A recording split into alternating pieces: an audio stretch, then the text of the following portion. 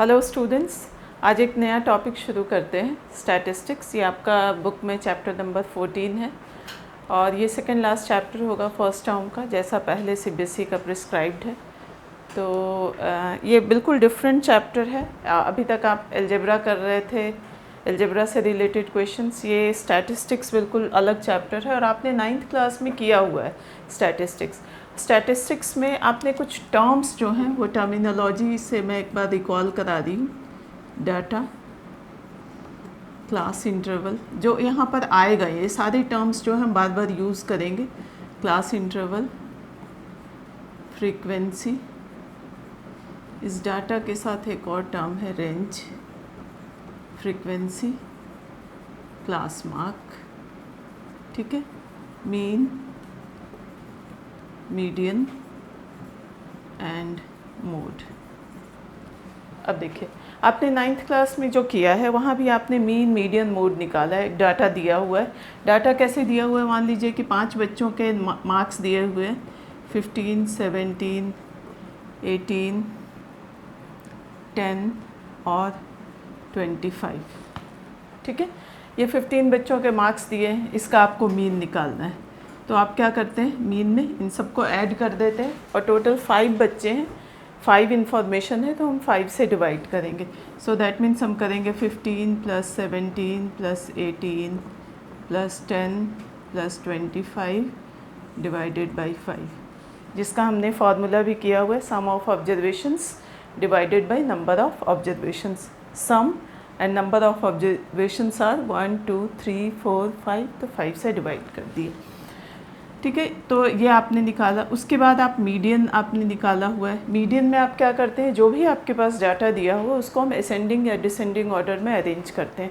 तो नॉर्मल एक प्रैक्टिस है कि हम उसको असेंडिंग ऑर्डर में अरेंज करते हैं। तो जो डाटा दिया हुआ इसको हम असेंडिंग ऑर्डर में अरेंज करते हैं। सबसे छोटी वैल्यू 10, उसके बाद 15, 17, 18, 25, ओके। उसके बाद हम क्या करते हैं, ठीक बीच में जो नंबर है वो हो गया मीडियन। पर यहाँ पे क्या है कि डाटा जो है वो टोटल कितना था, 5, तो ठीक बीच में आ रहा है। लेकिन यदि डाटा में यहाँ पे एक और नंबर होता है 20, तो जब हम उसको अरेंज करते हैं सेंडिंग ऑर्डर में तो हमारे पास कुछ इस तरह से आता है 17, 18, 20 एंड 25।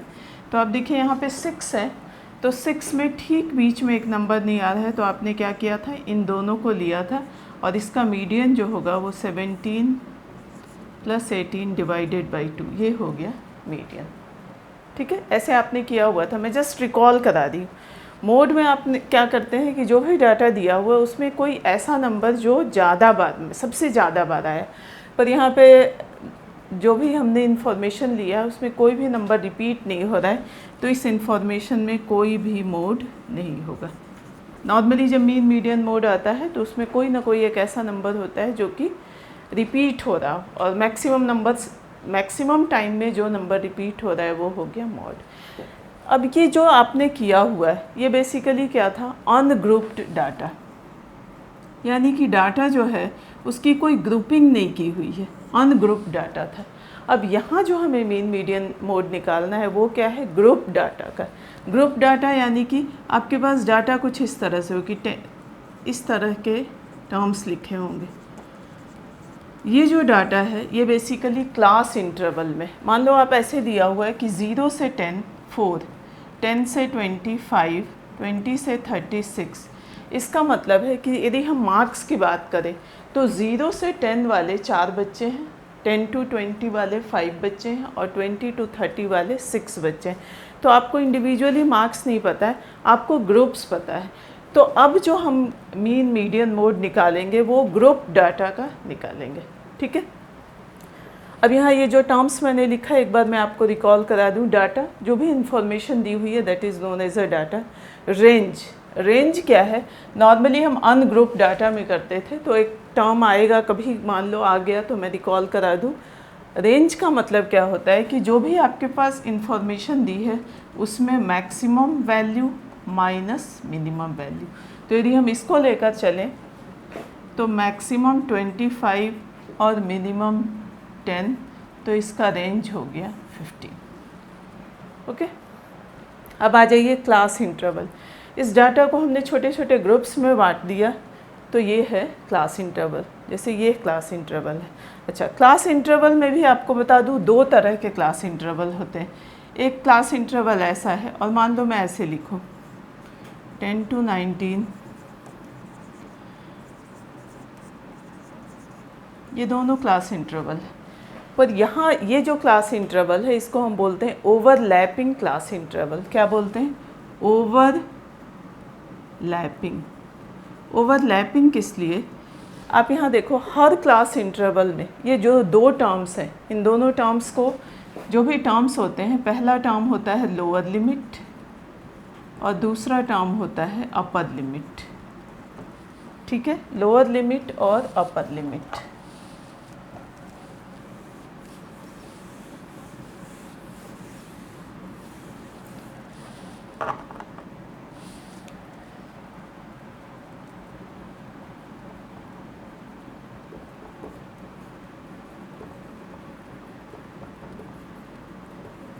ठीक है, जो मिनिमम वैल्यू है वो अपर लिमिट और मैक्सिमम वैल्यू, जो मिनिमम वैल्यू है वो लोअर लिमिट और मैक्सिमम वैल्यू है अपर लिमिट।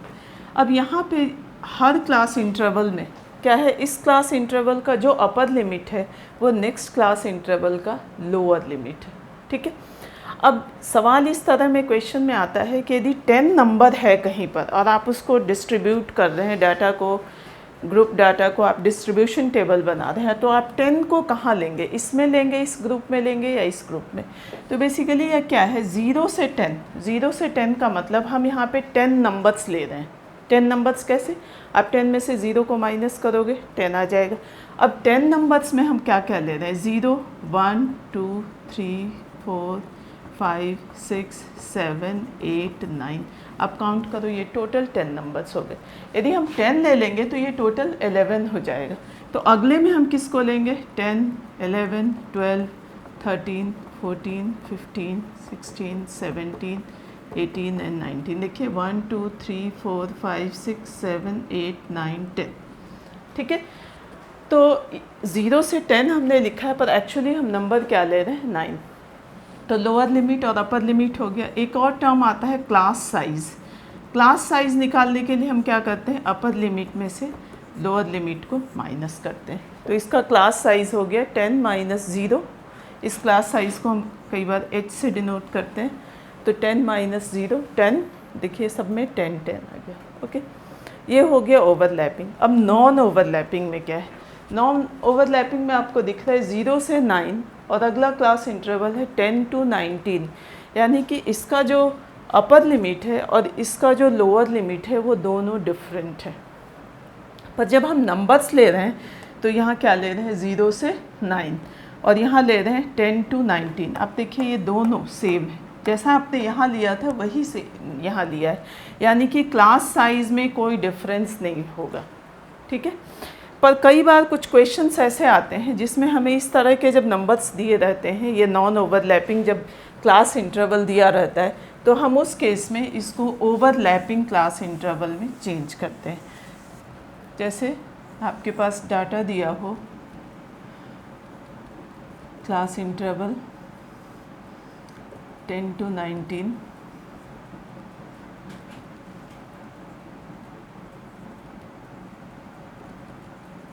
ठीक है, ये क्लास इंटरवल दिया है, ये है नॉन ओवरलैपिंग। ओवरलैपिंग करने के लिए हम क्या करते हैं कि जो टर्म है लोअर लिमिट जो है, इस लोअर लिमिट में से हम -0.5 करेंगे, 0.5 को माइनस और अपर लिमिट में 0.5 को प्लस। ठीक है, तो अब ये क्या होगा? 0 में से यदि आप क्लास इंटरवल, तो 0 में से यदि आप 0.5 को माइनस करेंगे तो -0.5 और ये हो गया 9.5। इसमें आपने ऐड कर दिया, इसमें माइनस किया तो 9.5 और ये हो गया 19.5 और ये हो गया 29.5, ये 29.5 से हो गया 39.5। अब देख लो ये क्लास इंटरवल जो है वापस किस तरह का आ गया, ओवरलैपिंग। और यहाँ यदि आप डिफरेंस देखेंगे, इसको यदि आप माइनस करते हैं 9.5 में से 0.5 को माइनस करते हैं तो 10, तो क्लास साइज 10 है। 10 का मतलब इसमें हम 10 नंबर्स ले रहे हैं, ठीक है। उसके बाद है फ्रीक्वेंसी। फ्रीक्वेंसी का मतलब जैसे ये जो नंबर्स लिखे हैं मैंने, तो हर क्लास इंटरवल के आगे जो नंबर्स लिखा है जिसको हम FI से डिनोट करते हैं, जनरल टर्म है FI। FI का मतलब ये F1, ये F2, ये F3, ठीक है। तो फ्रीक्वेंसी का मतलब है कि यदि किसी क्लास इंटरवल में यदि जैसे 0 से 10 में 4 बच्चे हैं तो 4 is the frequency of this class interval, okay. 5 is the frequency of class interval 10 to 20। कितनी बार आ रहा है, फ्रीक्वेंसी का मतलब है। उसके बाद एक टर्म है क्लास मार्क। क्लास मार्क से, मार्क वर्ड से ये मत सोचना कि कोई मार्क जैसी चीज़ है। बेसिकली हम इसमें क्या करते हैं, लोअर लिमिट, हर क्लास इंटरवल का lower limit plus upper limit divided by 2, यानी हम ठीक बीच वाला लेते हैं क्लास मार्क। तो क्लास मार्क जो है वो हर क्लास इंटरवल का अलग अलग होगा।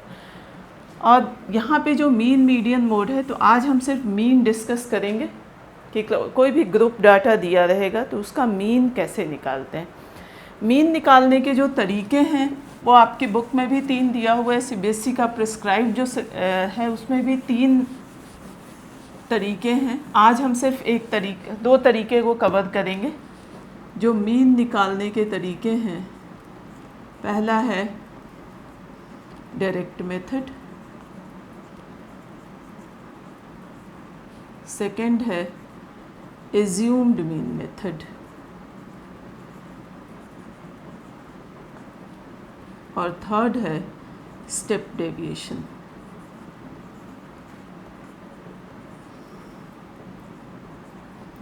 तो ये 3 तरीके हैं। 3 तरीक़ों में थोड़ा थोड़ा डिफरेंस है। मैं फ़र्स्ट वाले तरीके से स्टार्ट करती हूँ और फिर जहाँ पे ज़रूरत होगी वहाँ पर हम आ जाएंगे एज्यूम्ड मीन मेथड पे। और यदि आज की क्लास में हो गया तो स्टेप डेविएशन मेथड डिस्कस करेंगे, नहीं तो नेक्स्ट लेक्चर में, okay. So let's start the things with the question. ये मैं आपका 14.1 से स्टार्ट कर रही हूँ। 14.1 का क्वेश्चन नंबर 2। Question number 2।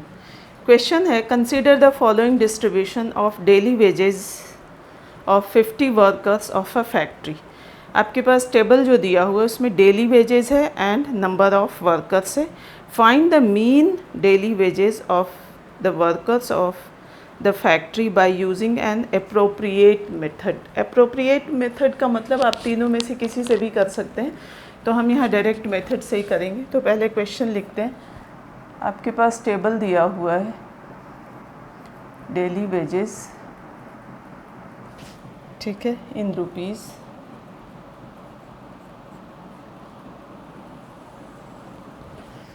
और ये है नंबर ऑफ वर्कर्स।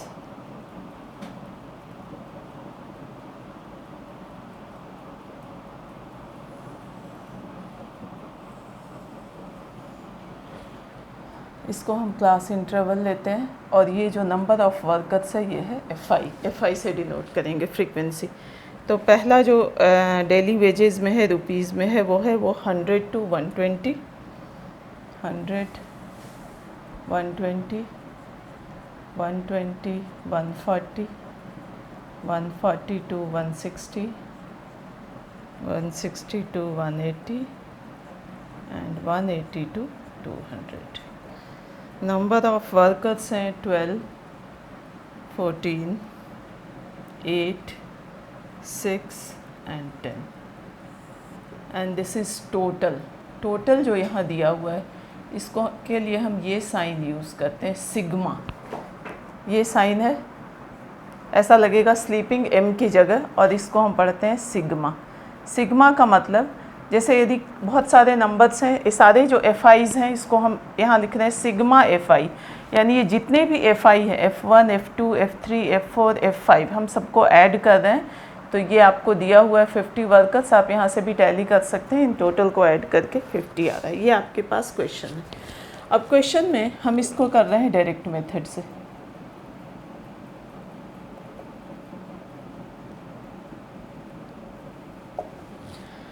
अब सबसे पहला काम हम करेंगे, यहाँ पर निकाल एक्स आई बेसिकली क्या है, क्लास मार्क। क्लास मार्क अभी आपको मैंने बताया कि क्लास मार्क में आप क्या करते हैं, क्लास मार्क हर क्लास इंटरवल का अलग अलग होगा, वो होगा lower limit plus upper limit divided by 2। ठीक है, इन दोनों को ऐड करो 220 और उसको 2 से डिवाइड करेंगे तो 110। अच्छा, अब सबको बार बार कैलकुलेट करने की ज़रूरत नहीं। एक और चीज़ आप नोटिस कर रहे हैं, यहाँ पे जो क्लास साइज़ है 100 से 120, तो क्लास साइज़ क्या है 20। तो जब आपने एक एक्स आई निकाल लिया तो अब नेक्स्ट में आप 20 ऐड करते जाएंगे। और वैसे भी आप चेक कर सकते हो, तो ये हो गया 130, दिस इज़ 150, 170 एंड 190। ठीक है, अब अगला हम टेबल जो बनाएंगे, अगला कॉलम वो होगा x I F I. X I F I का मतलब हम एक्स आई और एफ आई इन दोनों को मल्टीप्लाई करेंगे। ठीक है, तो ये हो गया 1320। नेक्स्ट आप इसको करोगे तो 1820, ये आएगा 1200, ये आएगा 1020 और ये आ गया 1900। ठीक है, अब यहाँ हम फिर करेंगे sigma x I F I. Sigma x I F I का मतलब आप सबको ऐड कर दें, तो यहाँ यदि आप ऐड करो तो ये टर्म आता है 7260। अब जो मीन होता है जिसको हम डिनोट करते हैं इस तरह से एक्स बार से, डायरेक्ट मेथड के लिए फॉर्मूला है submission x I F I upon submission F I, ये है फॉर्मूला। ओके, अब यहाँ कैलकुलेट कर लेते हैं। X bar is equal to, ये आ गया 7260 और सबमिशन एफ आई है 50, कैंसिल करो,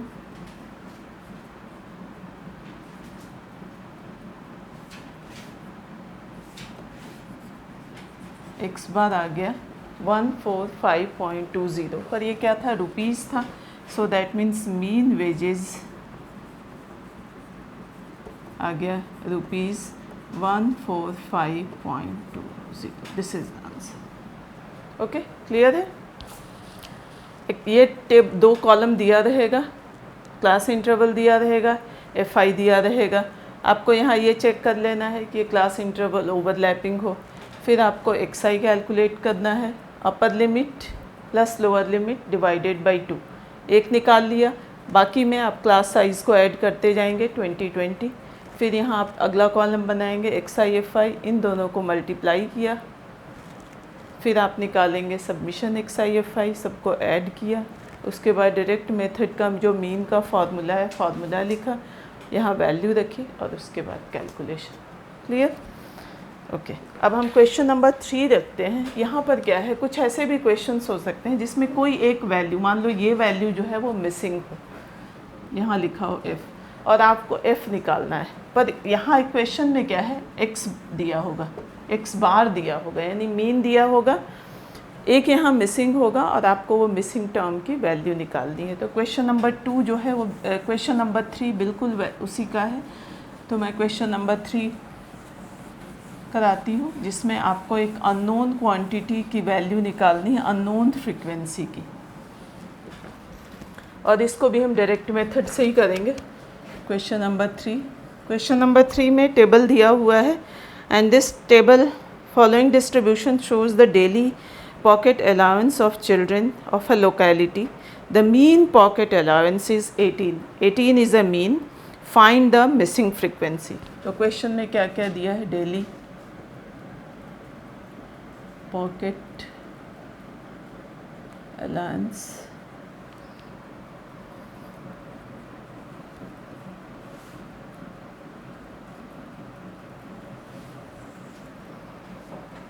और नंबर ऑफ चिल्ड्रन।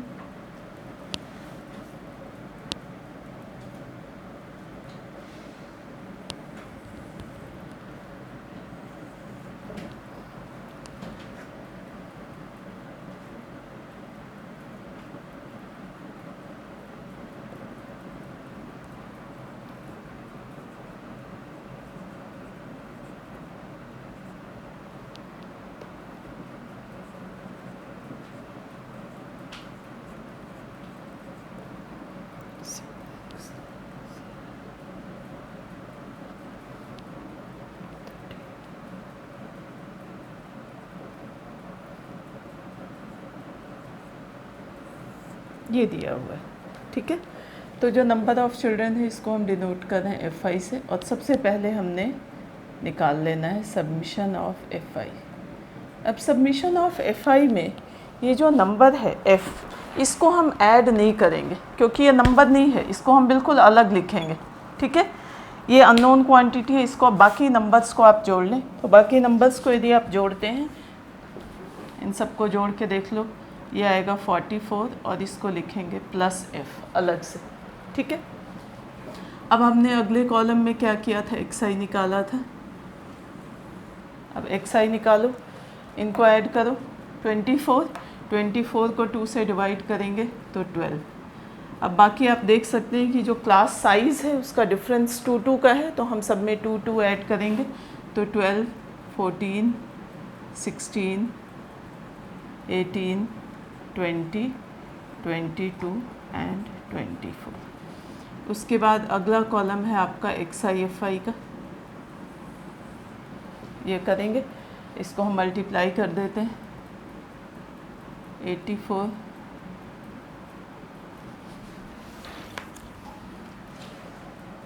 इसको ऐड करेंगे 144, इसको ऐड करेंगे 234, और जब इसको मल्टीप्लाई करेंगे तो ये आया 20F, 110 और 96, ठीक है।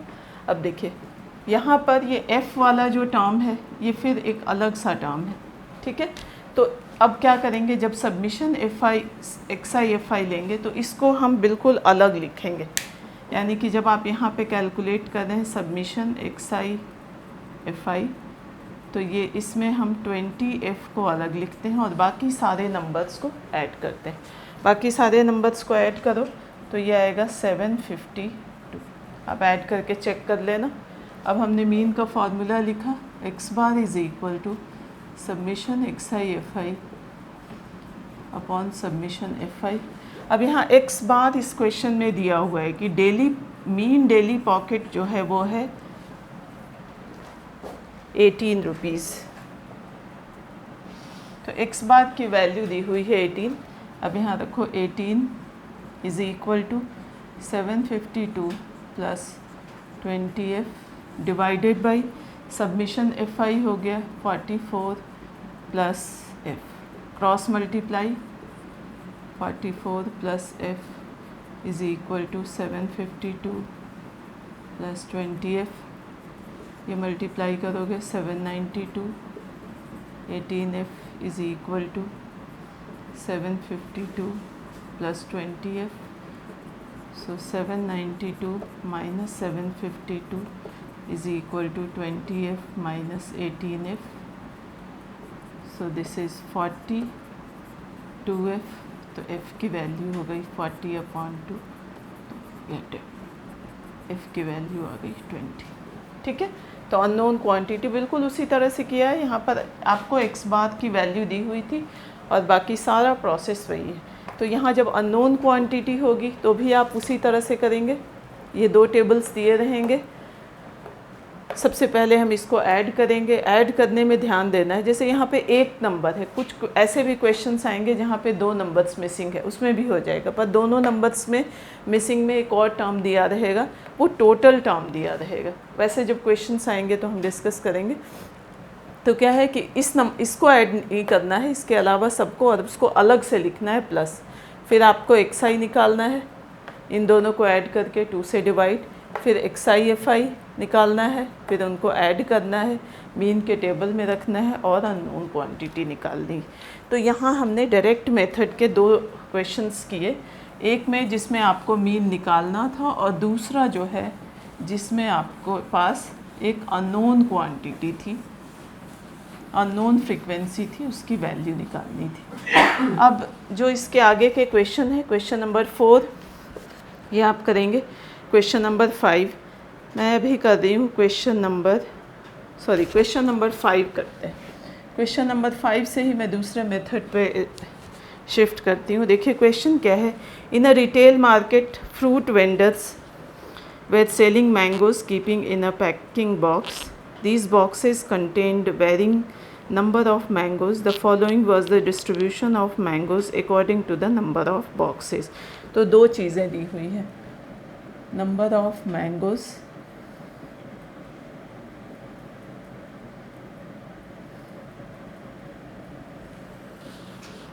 और number of boxes.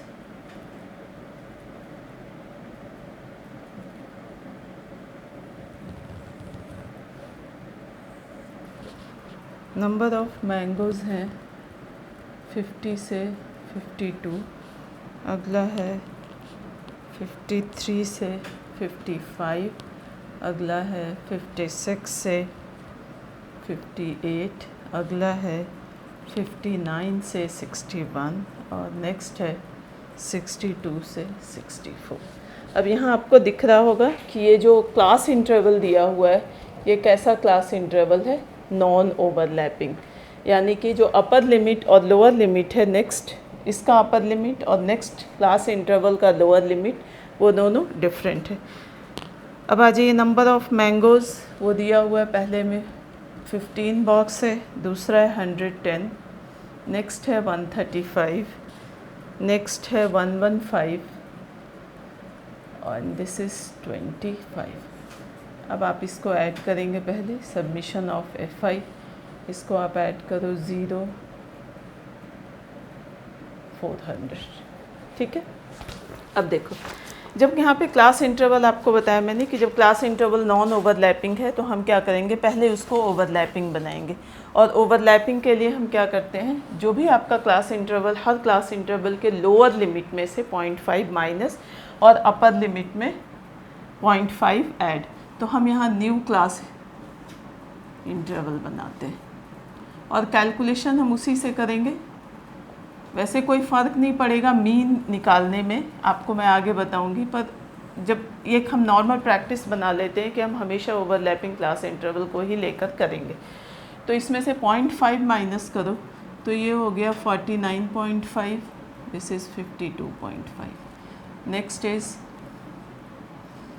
55.5, next 55.5 minus 58.5, next 58.5 से 61.5 और ये हो गया 61.5 से 64.5, ठीक है।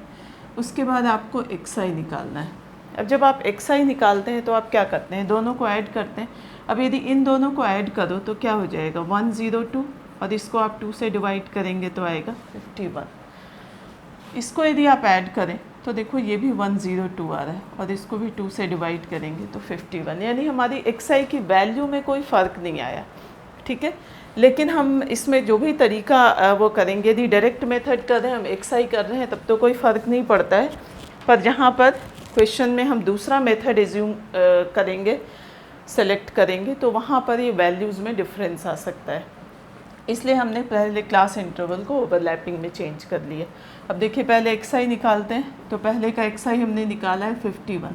अब आप यहाँ देख सकते हो डिफरेंस कितने का है, इसमें से इसको माइनस करो तो 3, यहाँ से भी आप देख सकते हो। यदि आप नंबर ले रहे हैं तो 50, 51 और 52, टोटल 3 नंबर ले रहे हैं, यानी क्लास साइज़ क्या हो गया 3। तो हम 3 ऐड करते जाएंगे, 54, 57, दिस इज 60 एंड 63।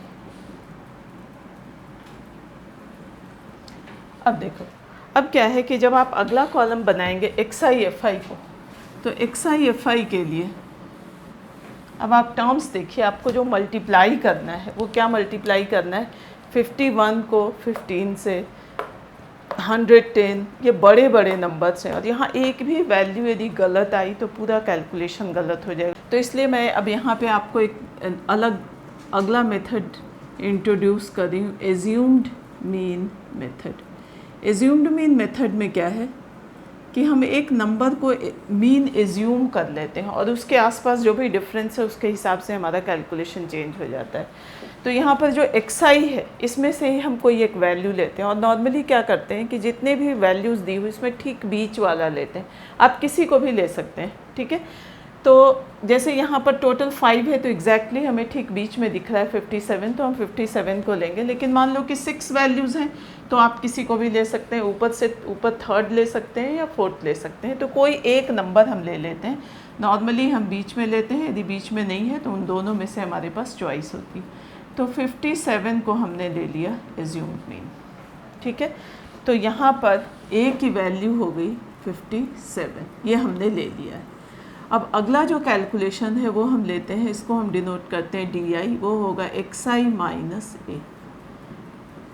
यानी कि अब आपका नंबर ऑफ कॉलम बढ़ गया, पर जो कैलकुलेशन है टोटल वो इजी हो जाएगा। तो नंबर ऑफ कॉलम में क्या है, DI निकालना है, यानी कि जो भी आपने XI लिया है उसमें से आप A को माइनस कर रहे हैं। तो पहला देखो यहाँ पर यदि हम देखें तो फर्स्ट में x1 माइनस A, 51 में से 57 को माइनस करेंगे -6, ये करेंगे -3, 57 में से 57 0, this is 3 and this is 6। Okay, अब कॉलम, अगला कॉलम बनाएंगे DI FI को, यानी कि अब हमें किसको मल्टीप्लाई करना है, ये इसको और इसको। नंबर ऑफ बॉक्सेस जो है इसको हमने FI से डिनोट किया था। अब इन दोनों को थोड़ा सा ध्यान में रखना है कि नंबर्स जो है वो गलत ना हो। तो आपको पहला जो मल्टीप्लाई करना है वो 15 इंटू माइनस साइन को भी कंसीडर करना है। तो -6 इंटू 15, 15 इंटू 6 माइनस साइन लगाएंगे। 11 इंटू -3, -3 30, 0 इंटू 135 0, 3 इंटू 115 3 4 5, 6 इंटू 25 150। अब आपको यहाँ निकालना है सबमिशन ऑफ DI FI। तो देखो यहाँ कुछ पॉजिटिव नंबर्स है, कुछ नेगेटिव नंबर्स। तो बेस्ट तरीका होता है कि हम पहले नेगेटिव नंबर्स को यहाँ ऐड कर लेते हैं एक साथ और पॉजिटिव को ऐड कर लेते हैं। तो ये आ जाएगा 495। अब आपको बेसिकली 495 में से 420 को माइनस करना है, तो ये आ गया 75। ये आपका पूरा टेबल हो गया। अब एज्यूम्ड मीन में जो मीन का फॉर्मूला होता है x bar is equal to A plus summation of DI FI upon summation of FI। A is assumed mean, तो आपने यहाँ लिया था 57 plus 75 upon 400। So x bar is equal to 57 plus, देखो ये कैंसिल हो जाएगा 5 से, और कैंसिल होगा 3 से 16, तो 3 अपॉन 16 57 प्लस। अब इसको आप डेसिमल में आप चेंज कर सकते हैं, ये आप रफ वर्क में बता रही। 3 से डेसिमल लगाया, 1 टाइम्स में 16, ठीक है। तो माइनस किया, ये आ गया 8 1 2, दिस इज़ 2 1 1 1 2, ये आ गया 8 0 5 80, सारा कैंसिल हो गया। सो दैट मीन्स ये आ गया 0.1875। अब इसको राउंड ऑफ करते हैं 2 डिजिट्स में, तो इसको यदि हटा रहे हैं 7 तो एक यहाँ ऐड हो जाएगा, तो ये हो जाएगा 57.0.19। सो 57.19 x बार। अब यदि आप डायरेक्ट मेथड से भी करोगे तो भी यही वैल्यू आएगी। यहाँ हमारा कैलकुलेशन थोड़ा आसान हो गया, बस आपके पास एक नंबर ऑफ कॉलम बढ़ गया। तो जितने भी मेथड्स हैं जहाँ आपका कैलकुलेशन आसान होगा, नंबर ऑफ कॉलम्स बढ़ेंगे और कैलकुलेशन ईजी हो जाएगा। So this is called assumed mean method. अब इसके जितने भी क्वेश्चंस हैं, ये 2 मेथड मैंने बता दिया। अब जितने भी क्वेश्चंस हैं 14.1 के, आपके लिए होमवर्क जो है वो है इसके बाकी क्वेश्चंस। क्वेश्चन नंबर 1 2 3 मैंने करा दिया, क्वेश्चन नंबर 4 5 करा दिया, क्वेश्चन नंबर 6 से लेके 8 9 तक, 6 to 9, ये सारे आपके लिए होमवर्क है। ये 2 मेथड है, एज्यूम्ड मीन मेथड और डायरेक्ट मेथड। आप दोनों में से किसी को भी कर सकते हैं। बाकी इसके जितने भी क्वेश्चंस हैं सब में वैसे ओवरलैपिंग क्लास इंटरवल दिया हुआ है, कहीं भी नॉन ओवरलैपिंग नहीं है। तो आपका ये वाला जो कॉलम है, इसकी ज़रूरत पड़ेगी नहीं। अब बाकी क्वेश्चंस करेंगे और कोई प्रॉब्लम होती है तो आप मुझे बताएंगे। ठीक है, थैंक यू।